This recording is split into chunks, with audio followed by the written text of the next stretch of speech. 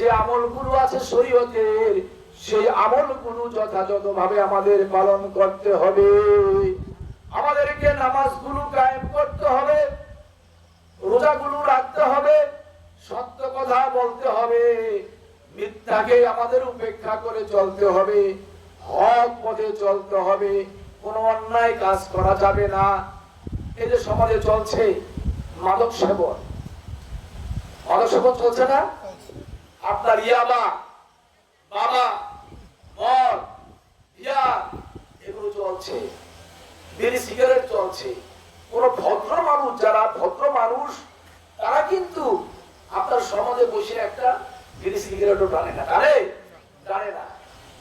যারা সিনিয়র, সিনিয়রের কাছে যদি জুনিয়ররা এই সিগারেট খায়, বিড়ি খায়, তাহলে বলে বেয়াদব। কি বলে? বেয়াদব বলে না? আসলে বেয়াদব। আবার সিনিয়ররা যদি জুনিয়রের কাছে সিগারেট খায়, এই বিড়ি খায়, সিগারেট পান করে, বিড়ি পান করে, আমরা মনে করব তার বোধ শক্তির অভাব আছে, বোধ শক্তির অভাব আছে। যেটা সমাজে নিষিদ্ধ, দেখতে ভালো দেখা যায় না, মানুষের ক্ষতি করে, সমাজের ক্ষতি করে, স্বাস্থ্যের ক্ষতি করে। সেই জন্য যদি আপনি বড় হয়ে, বয়োজ্যেষ্ঠ হয়ে, আপনি সিনিয়র হয়ে ছোটদের কাছে আপনি পান করেন, আপনার থেকে তো সে কুশিক্ষা পাচ্ছে, কুশিক্ষা পাচ্ছে না? বড় হয়ে সে সিগারেট পান করবে, বিড়ি পান করবে, তাহলে সমাজ কি ক্ষতিগ্রস্ততার দিকে আগাচ্ছে। আর নবীজির বাণী কি? কুল্লু মুসকিরিন হারাম, প্রত্যেকটা নেশা জাতীয় বস্তু হারাম। প্রত্যেকটা নেশা জাতীয় বস্তু কি? হারাম। বিড়ি পান করা কি? বিড়ি পান করা কি? হারাম। সিগারেট পান করা হারাম। বিড়ি পান করা, সিগারেট পান করাই হারাম। কেউ তো বলে মাত্র তাহারিমি, হারামের কাছাকাছি।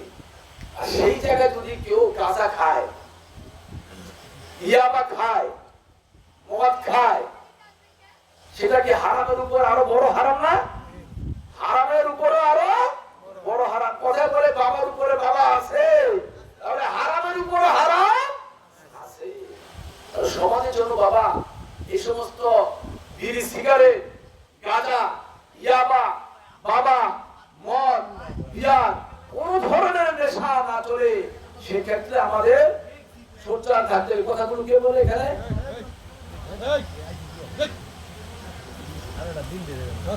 আল্লাহুম্মা সাল্লি আলা সাইয়্যিদিনা মাওলানা মুহাম্মদ ওয়া আলা আলি সাইয়্যিদিনা মাওলানা মুহাম্মদ। প্রকৃত আলেম, সত্যিকারের প্রকৃত আলেম কখনো বিড়ি খায় না, সিগারেট খায় না, গাঁজা তো দূরের কথা, মদ তো দূরের কথা। প্রকৃত ওলি আল্লাহ যারা, তারা কখনো বিড়ি খায় না, সিগারেট খায় না, গাঁজা খায়, মদ খায়, ইয়াবা খায়, এগুলো আল্লাহ নিষেধ করেছে। সমস্ত নেশা জাতীয় বিষয় কি হারাম। বিড়ি, সিগারেট, গাঁজা, ইয়াবা এগুলো কি হারাম। আর এগুলো দেখতে দেখতে, বড়দের থেকে দেখতে দেখতে ছোটরা এখন শিখছে।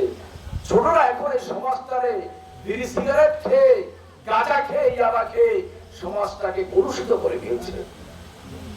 মিথ্যে কথা বললাম? এজন্য বড়দের দায়িত্ব, সমাজের জন্য কোনো বিড়ি, সিগারেট না চলে বাবা, গাঁজা না চলে, ইয়াবা না চলে। আপনারা বড়রা আগে এগুলো সতর্ক হন, এগুলো থেকে বেঁচে থাকেন, বিরত থাকেন। তাহলে আপনারাই আস্তে আস্তে ছোটদেরকে বুঝায়, আমরা তো এগুলো খাই না, এগুলো করি না, তোমরা করো কেন? বড় করে জোর গলায় কথা বলতে পারবেন। আর ছোটরাও দেখবেন, যখন আপনারা এগুলো খাবেন না, এগুলো থেকে বিরত আছেন, তাদেরকে বুঝাইলে তারা বুঝবে, তারাও খারাপ কাজ থেকে, নেশা পান থেকে তারা ফিরে আসবে। আসবে কিনা? ফিরে আসবে।